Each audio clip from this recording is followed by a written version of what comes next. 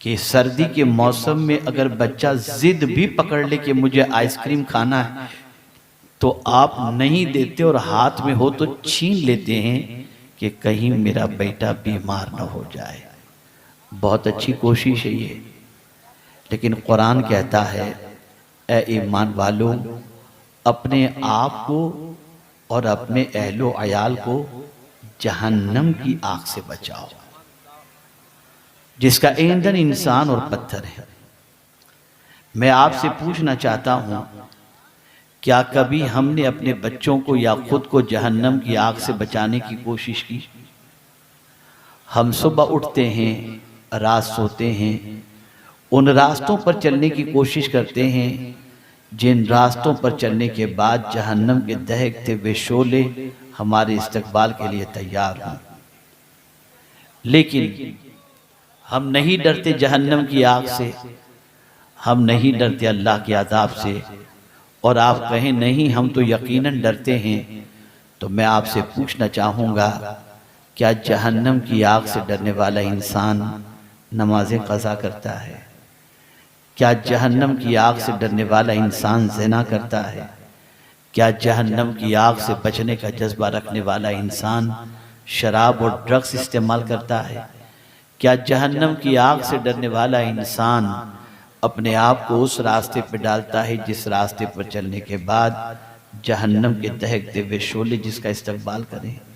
नहीं। हम देखें, ये मजमा हमारे सामने है और हमारे वो भाई माशाल्लाह वहाँ चिल्ला रहे हैं अच्छी तरीके से, और ये समझ रहे हैं कि यहाँ इनकी आवाज़ नहीं आती। खैर, ये भी एक अंदाज है जीने का। देखिए, एक मतलब दुरूद शरीफ पढ़ लें। अल्लाहुम्मा सल्ली अला सय्यिदिना व मौलाना मुहम्मदिन मादिनिल जूदि वल करम व आलिहि व अस्हाबिहि बारिक वसल्लम। तवज्जो चाहूँगा थोड़ी देर। मेरे प्यारे आका सल्लल्लाहु ताला अलैहि वसल्लम के प्यारे दीवानों, ये जितने हजरात इस वक्त मेरे सामने बैठे हैं, मैं इनसे एक सवाल पूछना चाहूँगा। कभी आपके जहन में ये बात आई कि मेरा उठने वाला कोई कदम ऐसा तो नहीं है जो गलत रास्ते का हो? नहीं।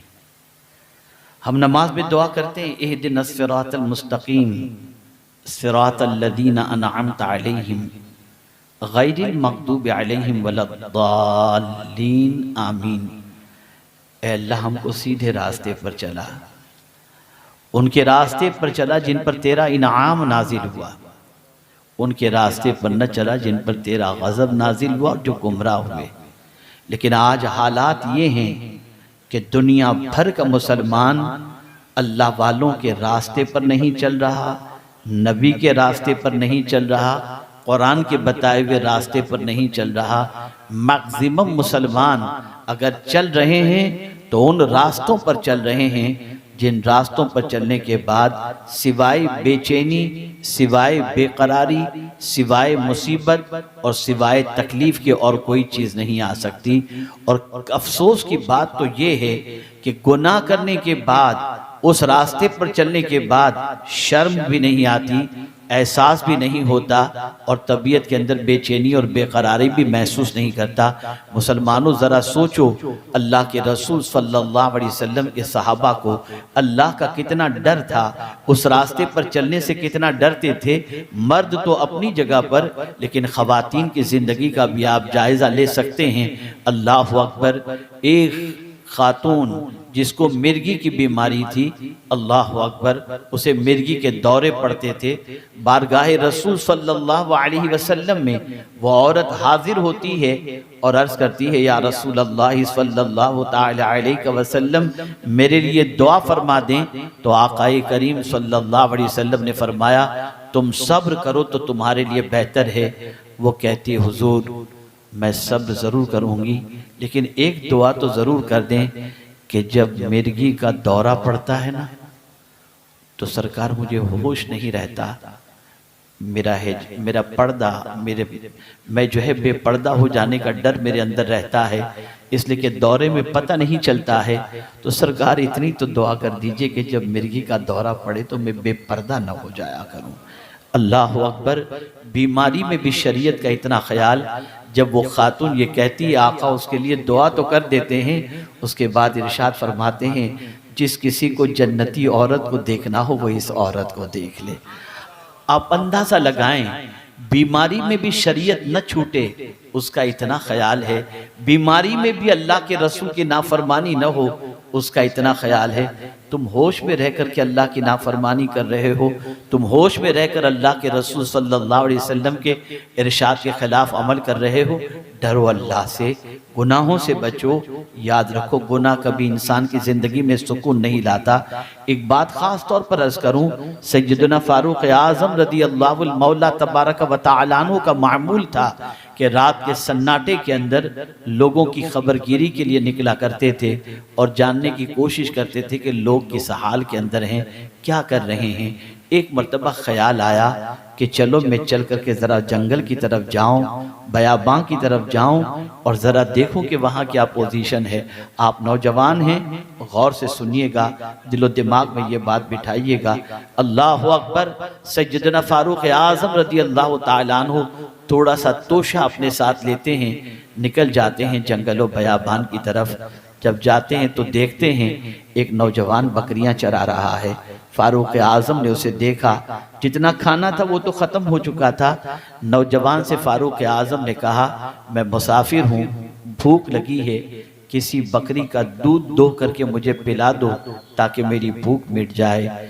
नौजवान ने जवाब में कहा हुजूर ये बकरियां मेरी नहीं। मुसाफिर, ए मुसाफिर, ये बकरियों का मैं मालिक नहीं हूँ, इसका मालिक तो कोई और है, मैं तो सिर्फ बकरियां चराने वाला हूँ। अपने मालिक की इजाज़त के बगैर मैं तुम्हें बकरी का दूध दो करके नहीं दे सकता। इतना सुनना था कि उसे नहीं मालूम था कि ये बात अमीरुल मुमिनीन के सामने वो कह रहा है। फारूक आज़म ने महसूस कर लिया कि ये पाकीज़ा कोई नौजवान है, नेक नौजवान है।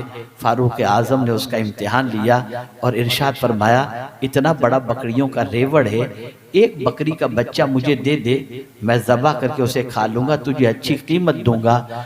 और अगर तेरा मालिक तुझसे पूछे कि बकरी का एक बच्चा कम कैसे हुआ तो कह देना कि भेड़िए ने खा लिया।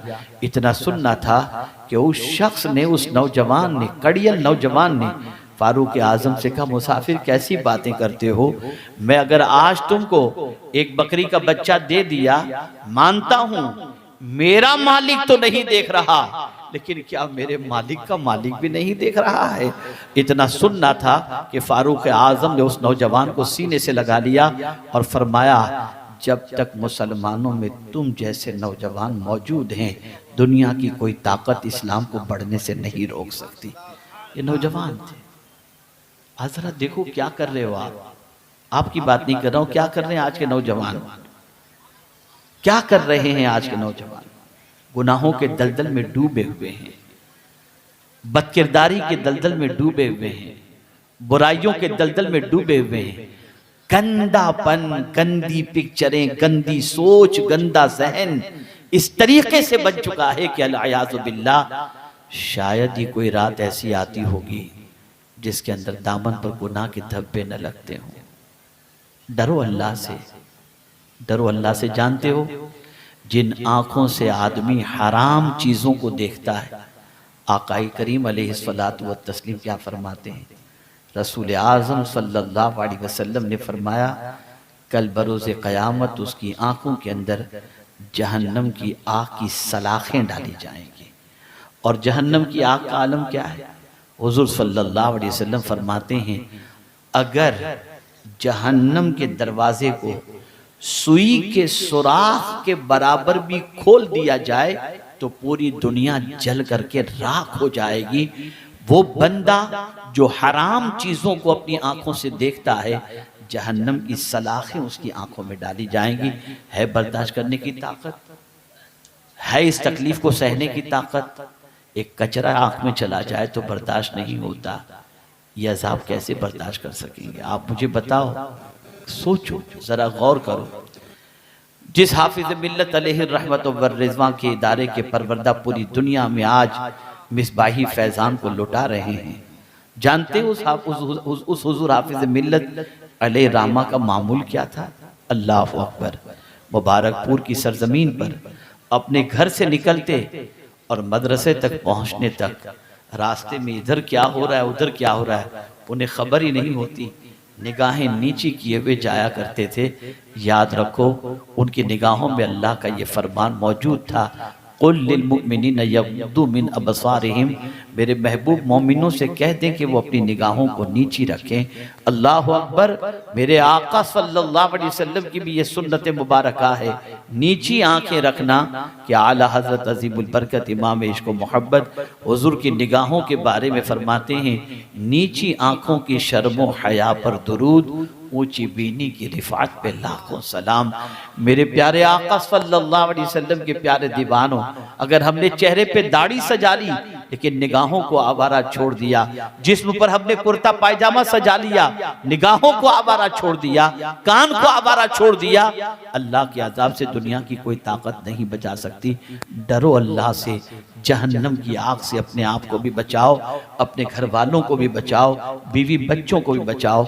बस एक आखिरी बात अर्ज कर दूंगा।